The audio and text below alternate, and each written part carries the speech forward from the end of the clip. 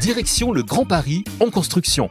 Parlons plus précisément de financement avec Éric Greven, sponsor du Grand Paris pour Société Générale, président de Sogeprom, la filiale promotion de la Société Générale et directeur de la Banque de détail France.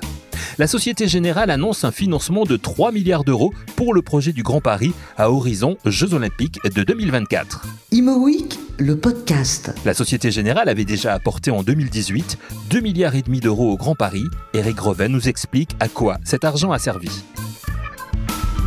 Alors d'abord, l'objet de cette première enveloppe était d'aider l'ensemble des acteurs publics et privés impliqués dans le projet du Grand Paris à trouver plus aisément des financements bancaires. Et nous avons tenu nos promesses puisque nous avons réparti dans 3 secteurs cette première enveloppe de 2,5 milliards d'euros. D'abord l'économie publique au sens large où nous avons distribué 800 millions d'euros. Ensuite dans la filière immobilière, promotion, construction, conseil, nous avons distribué 1,6 milliard d'euros. Et enfin, dans la partie des financements spécialisés, nous avons consacré 100 millions d'euros.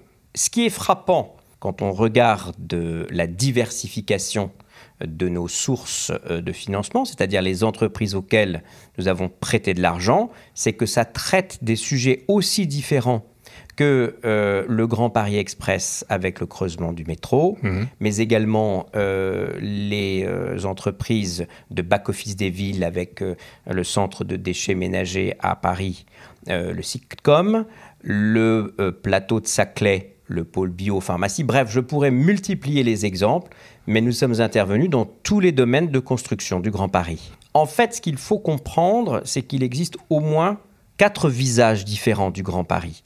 Il y a d'abord le Grand Paris des transports et des infrastructures. Ça, c'est le Grand Paris du Grand Paris Express. C'est les 68 nouvelles gares et les 200 km de lignes. Mais pour construire un nouveau métro, il faut des gares, il faut des tunnels, il faut des infrastructures. C'est ce premier Grand Paris. Le second Grand Paris, c'est le Grand Paris du sport. C'est celui qui prépare les Jeux Olympiques et Paralympiques de 2024. Et là, nous participons au village des athlètes, au village des médias. Et c'est important de le dire parce que ces nouveaux quartiers qui seront créés deviendront plus tard des zones d'habitation. Il y a ensuite le Grand Paris du logement, parce que l'un des grands enjeux quand même de l'urbanisation de cette zone, c'est de désenclaver des zones déshéritées pour l'instant, notamment dans l'est de Paris, et puis de permettre à plus de Franciliens de se loger correctement. Et puis il y a enfin, on ne va pas multiplier les exemples, il y a le Grand Paris de la recherche, de l'enseignement. Je pense au campus Condorcet, je pense au plateau de Saclay, où par des partenariats publics et privés, nous avons pris une part active dans le financement de ce 4e type de Grand Paris. Voilà pour le premier financement de 2,5 milliards d'euros par la Société Générale pour le Grand Paris. C'est donc aujourd'hui un nouvel apport financier de 3 milliards d'euros que fait la Société Générale. À quoi ces fonds vont-ils servir? Éric Greven détaille pour nous l'objectif de ce nouveau financement. Alors, l'objectif, c'est que, comme je le dis souvent, la Société Générale a doublé la mise. Nous étions partis de 2,5 milliards d'euros et nous avons décidé que globalement sur 6 ans, nous distribuerions pratiquement 6 milliards d'euros. Ça veut dire à peu près 1 milliard d'euros par an.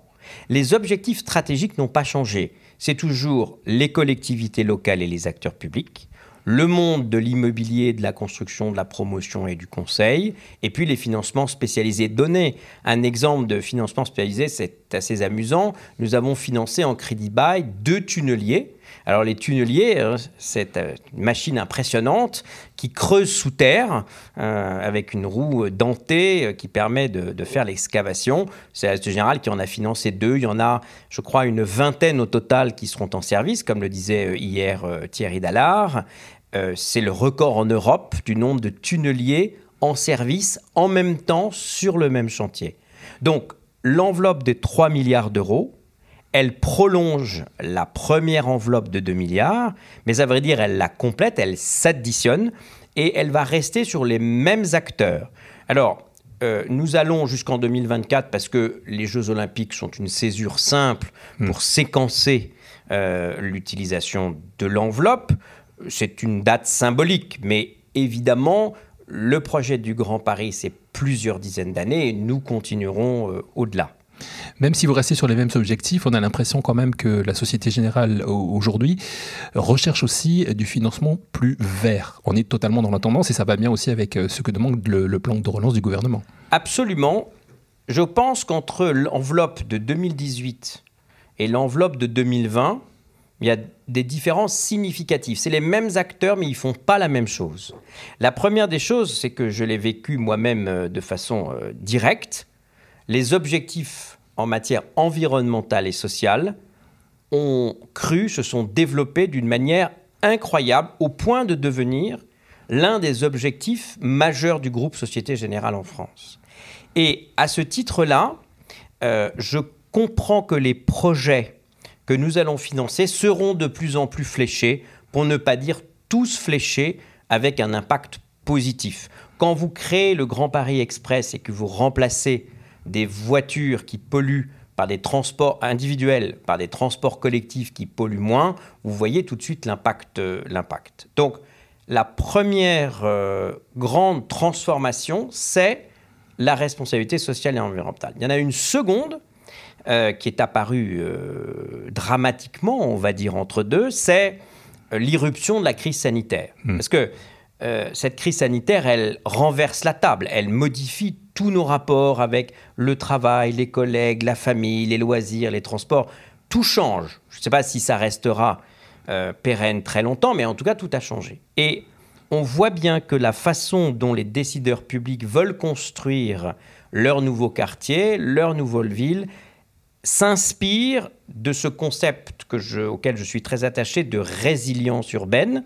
C'est le concept dans lequel on dit comment crée-t-on une ville qui résiste mieux au choc, qui soit d'un point de vue sanitaire plus sûre et qui permette à ses habitants de mieux vivre ensemble. Donc, ça existait déjà avant, mais ce que vous nous dites, c'est que la crise sanitaire a accentué, a fait accélérer un petit peu le procédé. Regardez simplement l'état d'impréparation dans lequel nous étions pour aménager des voies vélos dans les grandes agglomérations. Du jour au lendemain, on a vu apparaître, construites la nuit, des voies qu'on appelle des coronapistes, qui sont apparues du jour au lendemain, qui d'ailleurs avaient leur utilité. On en a une sur le périphérique de la Défense que l'on voit de ce bureau. À vrai dire, ça s'est fait sans aucune mesure des conséquences sur la circulation, la pollution, etc. Dans l'urgence, ça pouvait se comprendre, mais si vous êtes un élu local et que vous devez construire une ville capable de promouvoir les mobilités douces, vous ne pouvez pas le faire par accident. Il faut y réfléchir, il faut faire des mesures de trafic, il faut regarder. Et d'ailleurs, à ce propos, on voit déjà des améliorations apportées. Certaines communes ont déjà enlevé les pistes. Je pense par exemple à Vincennes et à Montreuil où des pistes ont été enlevées parce que les impacts sur la circulation étaient tels que les effets négatifs l'emportaient sur les effets positifs. Peu importe, les maires ont fait ce qu'ils ont pu. Maintenant, quand on va construire la ville, il faudra que, dès la conception, elles intègrent ces normes sanitaires. Et ça nécessite de construire la ville différemment. Construire la ville de demain, construire de nouveaux logements au sein du Grand Paris, c'est aussi l'objet de Sogeprom, la filiale promotion de la Société Générale. Mais le plan relance du gouvernement fait la part belle à la rénovation des bâtiments plutôt qu'à la construction neuve. Dans l'enveloppe des 3 milliards d'euros apportés au Grand Paris par la Société Générale, la rénovation a-t-elle sa place? Éric Greven. On n'a pas inclus de chiffres cibles pour la raison que l'enveloppe que nous avons dessiné des 3 milliards d'euros l'a été fin 2019 et son annonce a été retardée par le coronavirus. Et donc, le plan de relance du gouvernement qui intégrait la rénovation des bâtiments est postérieur à la construction de l'enveloppe. Si nous devions construire cette enveloppe aujourd'hui, on aurait dédié une part à la rénovation. Et en réalité, ça va se faire malgré tout pour une raison simple. Quand vous regardez, puisqu'on parle du Grand Paris, quand vous regardez Paris intramuros, il n'y a plus de foncier disponible dans Paris. Donc la seule manière de faire évoluer la ville, c'est de restructurer des bâtiments. C'est-à-dire de prendre d'anciens bâtiments, les transformer, les mettre aux normes et les recommercialiser. Première raison. Seconde raison, quand vous regardez le parc tertiaire, c'est-à-dire les bureaux en première et en deuxième couronne, vous avez un nombre impressionnant d'immeubles des années 70, de bureaux qui sont des passoires thermiques et qui ne peuvent plus être commercialisés parce qu'il n'y a plus de locataires qui veulent travailler dans ces bureaux. Et donc, en région parisienne particulièrement, l'absence de foncier d'une part et l'obsolescence d'une grande partie du parc tertiaire d'autre part fait que dans les projets que nous ferons, il y aura la part belle à la rénovation. Donc je n'ai pas de chiffres à donner, mais intuitivement on comprend que le marché des bureaux parisiens fait qu'on rénovera plus qu'on construira en dehors d'un cas très particulier qui est l'emprise des 68 nouvelles gares du Grand Paris dans lesquelles effectivement, par le fait des évictions que la Société du Grand Paris a faites aux alentours des gares, il y aura du foncier disponible pour construire des bureaux. En tout cas, ce n'est pas une épine dans le pied de Sogeprom. Du tout. Parce que nous travaillons sur le concept de résilience urbaine et il y en a un autre auquel je suis très attaché, c'est la réversibilité des bâtiments. C'est important de dire que si aujourd'hui, dans une zone, on construit à ciel ouvert un parking à étages, il faut qu'on prévoie que quand la ville se sera densifiée autour, on le transformera peut-être en bureaux. Et puis quand on aura besoin de logements, on transformera ces bureaux en logements. Donc ça veut dire que nos immeubles auront plusieurs vies successives. Mais ça, si on veut faciliter la rénovation des bâtiments pour leur permettre d'enchaîner plusieurs vies successives, il faut absolument les concevoir comme ça au départ. Parce que ça paraît idiot de prévoir des arrivées d'eau dans un parking, mais si vous voulez faire de votre parking un immeuble d'habitation et que vous n'avez pas prévu les branchements d'eau pour les sanitaires, vous ne transformerez jamais votre parking. Donc il faut que le jour où vous avez construit votre parking, vous l'avez rendu réversible pour du bureau et réversible un jour pour de logement. Donc vous voyez, la rénovation, c'est aussi la conception des bâtiments très en amont, en se disant dans 10 ans ce sera ça et dans 10 ans ce sera ça. Et puis dans 30 ans, comme tous les immeubles tertiaires, on mettra par terre pour en faire un autre. Vous êtes déjà dans cette idée de l'immobilier de demain, de la ville de demain. Vous nous l'avez dit, ce plan de financement, il est prévu à horizon Jeux Olympiques 2024. Mais vous êtes déjà... Enfin, en fait, c'est une étape puisqu'il y aura, vous nous l'avez dit aussi, une suite. Comment vous l'imaginez, cette suite, justement, transformation des bâtiments qui vont être mis en place pour les Jeux Olympiques? D'abord, le Grand Paris, c'est un projet qui s'étale sur plusieurs dizaines d'années, qui ne s'arrête pas aux Jeux Olympiques, mais qui a eu il a eu 2 moteurs magnifiques, le Grand Paris Express, mais dont la dernière ligne ne sera pas livrée avant 2030 ou 2040, et puis les Jeux Olympiques. Donc, il y avait 2 boosters du Grand Paris qui étaient les infrastructures de transport et les Jeux Olympiques. Les Jeux Olympiques en 2024, ils seront terminés et le Grand Paris Express livrera ses gares. Donc, l'aménagement ensuite du Grand Paris au-delà de 2024-2030, ce sera le fait de parachever les nouveaux quartiers. Donc on financera moins d'infrastructures de transport puisqu'elles auront été livrées. On transformera les sites olympiques. Ça a un nom connu dans le métier de l'immobilier, ça s'appelle l'héritage. L'héritage, c'est la transformation des sites olympiques et paralympiques. On l'a vu à Londres, on l'a vu ailleurs, en quartiers. Vous avez 2 exemples. À Paris, dans le quartier Pleyel, vous aurez la transformation du village des athlètes. Et si le gouvernement confirme ses choix, au Bourget, à Duny, le village des médias qui accueillera les journalistes. Mais ayez en tête que le village des médias deviendra un nouveau écoquartier avec 1500 logements. Ça veut dire que quand les journalistes qui, eux, ils seront restés 3 semaines, seront partis, nous transformerons les studios qui accueilleront les journalistes du monde entier en 1500 logements, permettant probablement de loger entre 2000, 3000, voire 4000 personnes dans des logements neufs, dans les conditions les meilleures environnementales et sociales. C'est ça, le Grand Paris. Vous voyez ? Et donc, quand vous me demandez ce que ça deviendra à terme, je vous dis, nous construirons à partir des gares et on construira des nouveaux quartiers. Il faut quand même se rendre compte qu'avec le Grand Paris Express, entre l'est de Paris et la Porte Maillot, on traversera Paris en 20-25 minutes quand tout fonctionne bien.